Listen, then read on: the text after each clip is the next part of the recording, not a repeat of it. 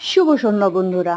আজকে শিলাবৃষ্টি হচ্ছে, আর শিলাবৃষ্টি এত জোরে হচ্ছে, মানে বরফগুলো ভীষণ বড় বড় করে পড়ছে। তোমরা যারা হাতে নিয়ে দেখেছো, আমি জানলার বাইরে থেকে দেখছি আর এত আওয়াজ হচ্ছে যেন টিনগুলো ভেঙে যাবে। আমি জাস্ট ভাবছি এই বছর আম খেতে পারবো তো।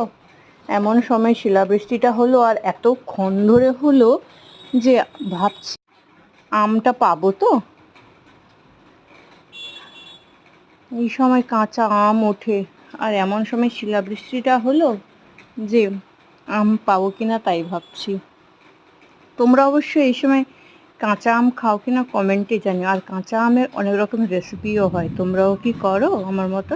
আমি তো অনেক রকম রেসিপি করি, এমনকি আমচুর পাউডারও করে রাখি সারা বছরের জন্য, যাতে আমাকে আলাদা করে কিনতে না হয় আর পিওর হয়। আমচুরের পাউডার যদি তোমরা কেউ রেসিপি চাও, আমাকে অবশ্যই কমেন্টে রেসিপি আমচুরের পাউডার বলে লিখে দিও, আমি তোমাদের জানিয়ে দেব। তবে হ্যাঁ, আজকে বিকেলবেলা থেকে এই বৃষ্টিটা হওয়ার জন্য ঠান্ডা ঠান্ডা ওয়েদার হয়েছে। হঠাৎ করে একটা ভ্যাপসা গরম হয়ে গেছিলো, তো এই ঠান্ডা ঠান্ডা ওয়েদারটায় বেশ মজা নিচ্ছি, সাথে গরম চা। উফ, দারুণ লাগে। বৃষ্টির সঙ্গে সঙ্গে গরম চাটা দারুণ লাগে। কষ্টটা হলে শিলাবৃষ্টিটা হয়, যদি শিলাবৃষ্টিটা না হয় শুধু বৃষ্টি হতো, আমি অনেক মজা পেতাম। কারণ আমারও বাগানে অনেক রকমের ফলের গাছ আছে।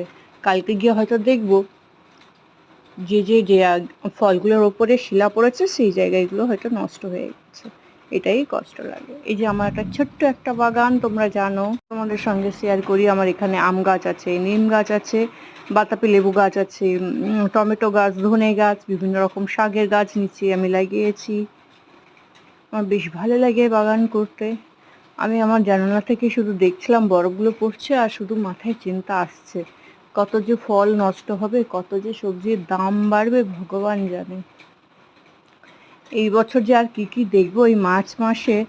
সত্যি বলতে এই মার্চ মাসটা যেন একটা সারা বছর ঘুরে নিলাম। এক মাসের মধ্যে পরীক্ষার রেজাল্ট, ওই মার্চের মধ্যেই, কিন্তু এই মাসের মধ্যেই কিন্তু ঈদ দেখলাম, হোলি দেখলাম, হোলির মধ্যে ঈদ দেখলাম, গ্যাস বন্ধ দেখলাম, যুদ্ধ দেখলাম, গ্যাসের লাইন দেখলাম।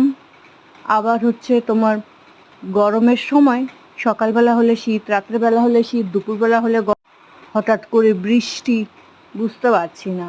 আবার হচ্ছে মাতা রানী, তো জানোই তোমরা সবাই, মাতা রানীও শুরু হয়েছে। আমি ভাবছি এই একটা মার্চ মাস যেন আমাদের একটা পুরো বছর ঘুরিয়ে দিল।